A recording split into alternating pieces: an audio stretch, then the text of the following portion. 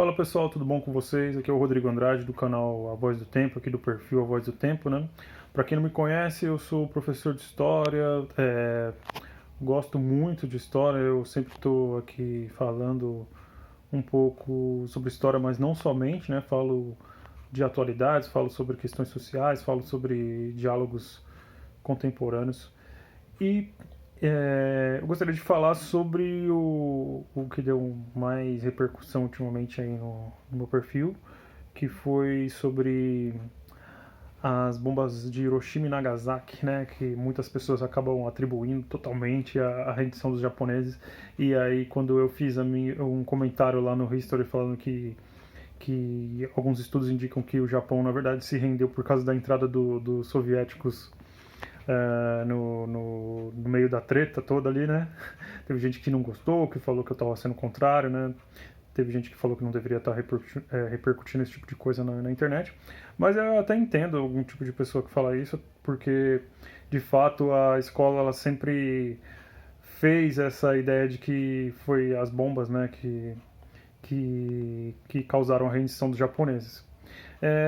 Mas eu creio que acho que em torno de 10 a 5 anos já se sabe que existem esses fatores a mais aí, né? Até porque, como eu falo lá, foi feita uma verificação em documentos do alto comando do exército japonês, do exército imperial japonês, que comprova que eles tinham um receio muito grande da entrada dos soviéticos na guerra, no confronto, né, da Guerra do Pacífico, até porque a gente tem que entender que o exército soviético era o maior exército do mundo na época, e eles já tinham tido um confronto que tinha dizimado muitas vidas dos japoneses, que foi a Guerra Russo-Japonesa em 1909, se eu não me engano, no período que ainda era o Czar, né? Ainda não era nem o Stalin, né? Tá, um período bem diferente, né? Foi ali em 1945, já no fim da guerra, e essa guerra ocorreu ali no começo do século passado, mas que deixou muitas feridas, né? Então essas cicatrizes ficaram bem marcadas na mente deles. Então o que indica é que eles estavam se preparando para um confronto maior com os Estados Unidos, até porque era uma frente só, né? Você enfrentar um inimigo que era somente os Estados Unidos, nos cálculos deles era um pouco mais aceitável, assim. Uma coisa que tem que ser ressaltada e muito relembrada é que o imperador no Japão ele tem um status divino. Então, uma ordem do imperador era quase uma ordem divina. Então, você tem que entender que os japoneses, os cidadãos japoneses, eles já estavam treinando. Eles já estavam se preparando para um eventual ataque dos Estados Unidos em solo japonês. O pessoal sabe muito sobre os kamikazes, que são aqueles pilotos que se jogavam o próprio avião, né?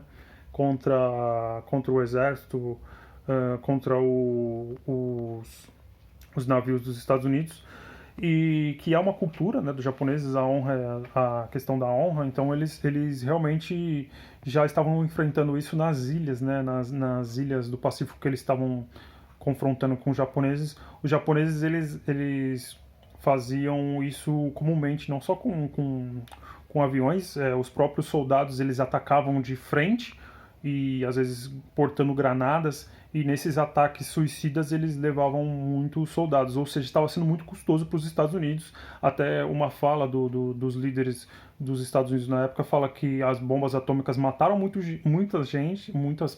pessoas, perdão, mas que salvaram muitas vidas também, né? Essa é a fala que eles utilizam. Tem muita gente que acha que foi um maior ataque terrorista, eu não vou entrar nesse mérito, até porque seria um debate muito grande.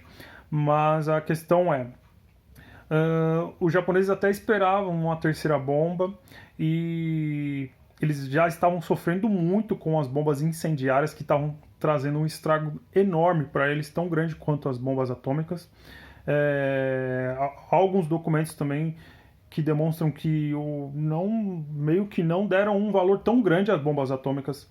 Eles tinham um maior receio das incendiárias por causa de, como eu disse no comentário lá, a estrutura das casas do Japão ela é muito focada em papel e madeira, né? É uma construção meio que cultural, tradicional deles, e que como todo mundo sabe, né, papel e madeira pega fogo muito fácil. E com a ventania ela arrastava esse incêndio para várias localidades do Japão, né, das cidades japonesas.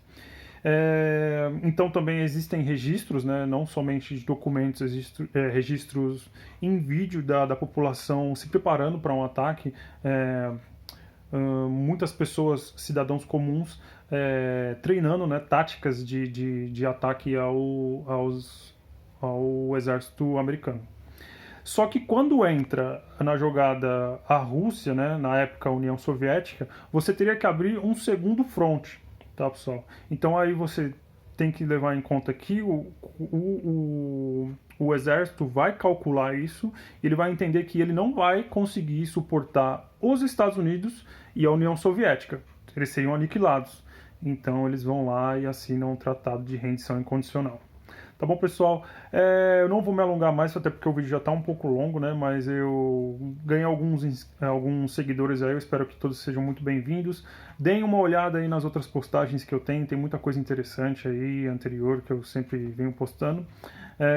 Espero que gostem das eventuais próximas postagens, né? Eu não estou conseguindo postar tanto assim, porque eu tô meio que de licença paternidade aí, né? Eu trabalho de semana, claro, eu não trabalho na área de história, eu trabalho na área administrativa. Infelizmente não estou conseguindo dar aula ainda, né? Não tive uma oportunidade. Mas fica aqui o meu abraço a todos, espero que todos tenham um bom fim de domingo, aí, uma ótima semana e que curtam a página, literalmente. Valeu, tchau, tchau, muito obrigado.